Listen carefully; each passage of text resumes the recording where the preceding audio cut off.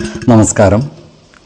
വേദാംഗ ജ്യോതിഷത്തിലെ അമൂല്യമായ അറിവുകളും ആധ്യാത്മിക ജ്ഞാന ഉപദേശങ്ങളും പകർന്നു തരുന്ന പ്രശാന്തം ആസ്ട്രോ ചാനലിലേക്ക് ഏവർക്കും സ്വാഗതം. ഈ ചാനൽ ഇതുവരെയും സബ്സ്ക്രൈബ് ചെയ്യാത്തവർ ഇപ്പോൾ തന്നെ സബ്സ്ക്രൈബ് ചെയ്യുക. നോട്ടിഫിക്കേഷൻ ലഭിക്കുന്നതിനായി ബെൽ ബട്ടൺ അമർത്തുമല്ലോ.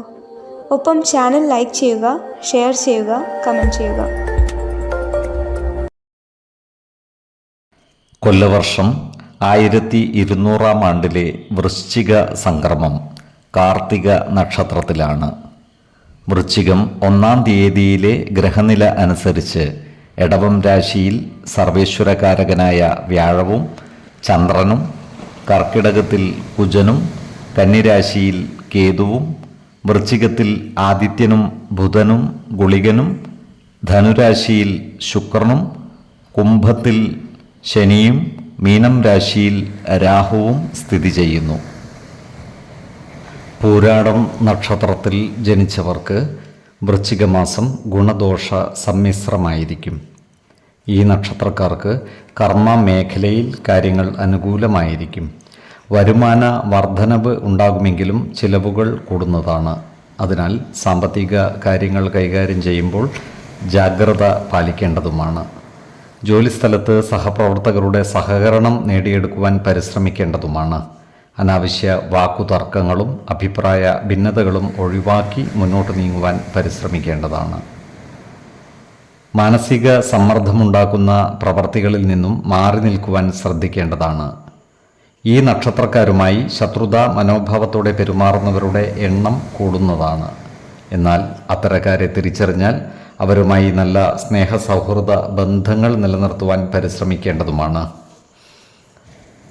ഈ നക്ഷത്രക്കാർ ഭവനം മോടിപിടിപ്പിക്കുന്ന കാര്യത്തിൽ ശ്രദ്ധിക്കുന്നതായി കാണാം. അലങ്കാര വസ്തുക്കളും ഫർണിച്ചറുകളും വാങ്ങുവാനുള്ള സാധ്യതകളും കാണുന്നുണ്ട്. ഈ നക്ഷത്രക്കാർ പങ്കാളിത്ത ബിസിനസ്സുകൾ മതിയാക്കുവാനുള്ള സാധ്യതകൾ കാണുന്നുണ്ട്. എന്നാൽ ബിസിനസ് പങ്കാളികളുമായി നല്ല രീതിയിൽ പെരുമാറുകയും അഭിപ്രായ ഭിന്നതകൾ വന്നു ചേരാതെ സൂക്ഷിക്കുകയും വേണം. പങ്കാളിത്ത ബിസിനസ്സിൽ നിക്ഷേപിച്ച പണം തിരിച്ചു പിടിക്കുവാൻ പരിശ്രമിക്കേണ്ടതുമാണ്. ഈ നക്ഷത്രക്കാരായ കർഷകർക്കും കാര്യങ്ങൾ അനുകൂലമാണ്. കാർഷിക രംഗത്ത് കൂടുതൽ മാറ്റങ്ങൾ കൊണ്ടുവരുവാൻ ഇവർ പരിശ്രമിക്കുന്നതാണ്. എന്നാൽ പുതിയ വിളകൾ കൃഷി ചെയ്യുമ്പോൾ കാലാവസ്ഥാ വ്യതിയാനങ്ങൾ ശ്രദ്ധിക്കേണ്ടതും അതിനനുസരിച്ചുള്ള ക്രമീകരണങ്ങൾ നടത്തേണ്ടതുമാണ്. കാർഷിക ആദായം വർദ്ധിക്കുവാനുള്ള സാധ്യതകൾ കാണുന്നുണ്ട്. ഈ നക്ഷത്രക്കാരുടെ ഭവനത്തിൽ ഐശ്വര്യം കളിയാടുന്നതാണ്. കുടുംബത്തിലെ ചിലരെ സംരക്ഷിക്കുവാനുള്ള ചുമതല ഈ നക്ഷത്രക്കാരുടെ ചുമലിൽ വന്നു ചേരുന്നതാണ്.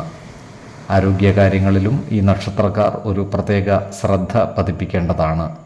5, 11, 25 തീയതികൾ അനുകൂലമാണ്.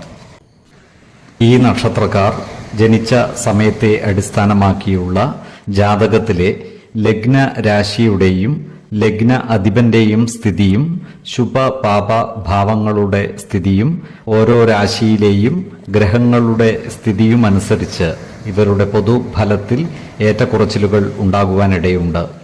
കുടുംബ ദേവതകളെയും ഇഷ്ട ദേവതകളെയും ഉപാസിക്കുന്നത് ഇവർക്ക് ആയുരാരോഗ്യ സൗഖ്യമേകും. ഇഷ്ടദേവതാ മന്ത്രം 108 തവണ ദിനംതോറും ലിഖിത ജപം ചെയ്തു വരുന്നത് ഇവർക്ക് സർവ ഐശ്വര്യങ്ങളുമേകും. നല്ല വ്യക്തി സാധനകളോടെയും ഉപാസനകളോടെയും മുന്നേറിയാൽ സർവേശ്വരാനുഗ്രഹത്താൽ ഇവരുടെ സർവകാര്യങ്ങളും മംഗളകരമാകും. നന്ദി, നമസ്കാരം. ജ്യോതിഷരത്നം പ്രശാന്ത് കണ്ണോം.